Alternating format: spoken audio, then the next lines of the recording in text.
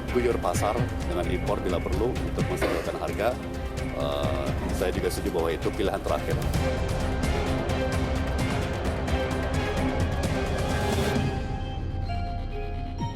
Ya, harga daging menjulang tinggi. Meski Lebaran sudah lewat, harganya masih sekitar 110 hingga 120 ribu rupiah per kilogramnya. Jauh di atas harga sebelum bulan puasa yang sekitar 90 ribu rupiah per kilogram. Di pekan pertama Agustus, pedagang daging sapi maksud kami bahkan mogok berdagang karena pasokan tidak ada. Harga yang tinggi, stok yang tidak terjamin hingga tata niaga daging sapi masih menjadi masalah yang menghantui setiap pemerintahan. Di ujung lain, mafia sapi yang diduga bermain di balik tingginya harga daging sapi ini tetap tidak tersentuh.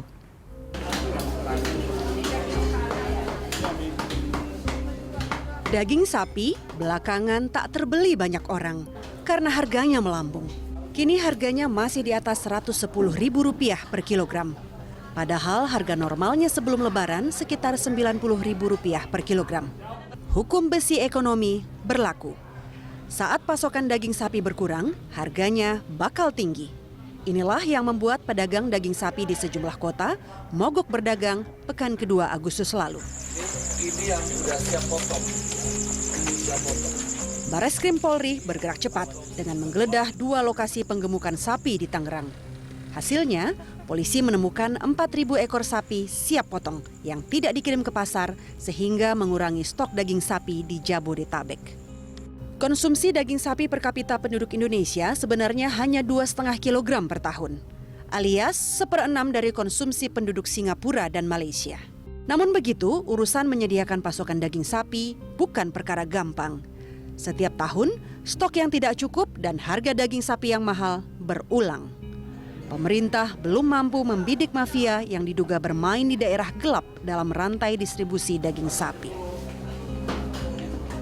Ya, dan di studio kami saat ini sudah hadir Ibu Sukarmi, Komisioner Komisi Pengawas Persaingan Usaha atau KPPU. Kemudian ada Ketua Umum Ikatan Pedagang Pasar Indonesia IKAPI Abdullah Mansuri. Dan hadir pula Don Bosco Selamun, pemimpin redaksi Berita 1 News Channel, serta Arif Budi Susilo, pemimpin redaksi Bisnis Indonesia. Bapak-bapak dan Ibu Karmi, terima kasih sudah hadir di The Headlines. Bang Don, kenapa? Berapa banyak makan daging sapi? Ya, saya termasuk konsumen daging sapi dan juga daging ayam. Oke. Lalu sekarang harus Dan dua-duanya naik tinggi. berhadapan dengan mafia daging. Oke. Yang ingin saya katakan sebenarnya satu, awal Agustus harga sudah naik, lalu kemudian penjual daging sapi mogok menjual. Lalu seminggu belakangan harga yang melambung adalah ayam. Lalu kemudian sekarang ada tanda-tanda mogok juga jualan. Kalau lihat penjelasan dari kepolisian, ada surat yang beredar untuk melarang menjual daging sapi ini.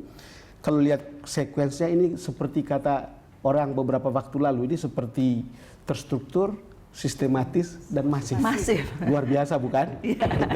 Terstruktur, sistematis dan masif.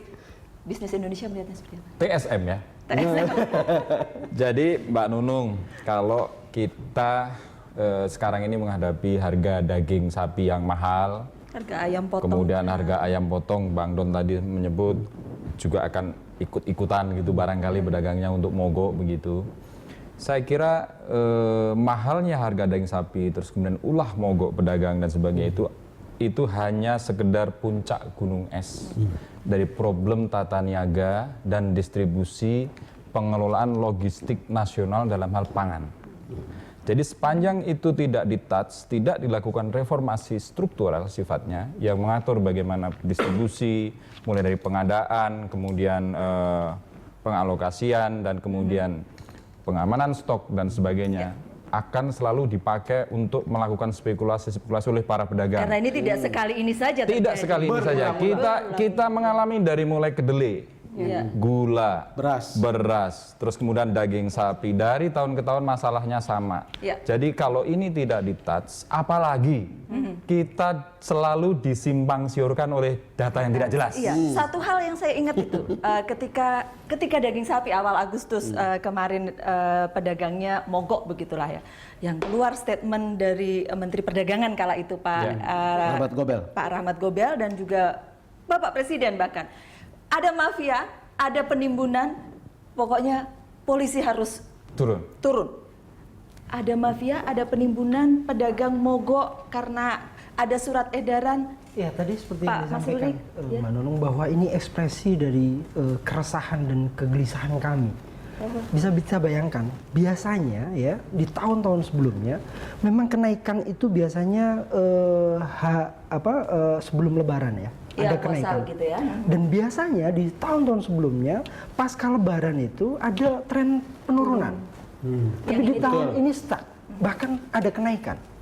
Nah, bagaimana mungkin kami harus bertahan di saat kondisi kami harus rugi gitu. Jadi tidak dagang itu bukan karena ada surat edaran itu atau karena Itu faktor saja. Ya, Itu bagian dari faktor. Memang kami harus banyak mengevaluasi dan berbenah diri ya, bahwa memang ada pihak-pihak yang sengaja menunggangi.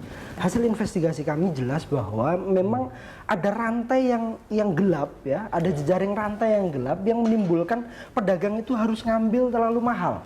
Pedagang itu harus menunggu dulu stoknya nggak ada dan lain sebagainya. Ini Di RPH memang harganya sudah mahal, itu yang mau dikatakan oleh pedagang gitu. Betul, di RPH mahal dan dia bilang bahwa stoknya nggak ada gitu. Jadi bukan pedagang yang bermain begitu ya? Sama sekali tidak. Kalau jadi logikanya begini kok. Logikanya begini. Kalau kami dagang dapat untung, lebih baik kita dagang. Tapi kalau kami rugi, bagaimana keluarga kami, bagaimana karyawan kami? Iya, KPPU sendiri sudah menemukan sesuatu ya? Ada dugaan sesuatu. Ya. Ada dugaan ada kartel gitu Ya, kan? Jadi begini, tadi yang disampaikan Memang oleh bukan Mas pedagang Arief, ya, bukan pedagang yang jadi masalah. Mari di situ. kita lihat nanti di Oke, proses iya. persidangan, tetapi hasil investigasi kami tentunya kita tidak langsung investigasi, tapi kita lihat juga kebijakan sebagaimana disampaikan oleh Mas Arief, memang dari hulunya ini sudah amburadul, Mbak. Ya kan? Kita pemerintah mencanangkan namanya swasembada pangan. Salah satunya adalah daging.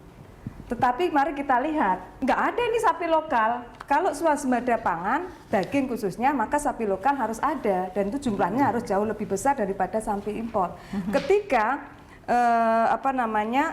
kebijakan tadi swasembada kemudian mengurangi jumlah impor, pasti akan terjadi begini. Nah, apakah itu salah? Ya mari kita lihat buktinya gitu ya. Kasus Bawang Putih misalnya itu yang sebagai analog kami seperti itu kejadiannya. Jumlah kuota yang beredar di pasaran itu terbatas, kemudian permintaan banyak, tentu akan terjadi harga yang sangat tinggi. Nah, kesempatan itulah yang akhirnya dimanfaatkan oleh si para pemburu rente. Nah, ini pertanyaannya siapa itu mereka-mereka itu yang akhirnya bahasa kami adalah bahasa Undang-Undang 599 menahan stok.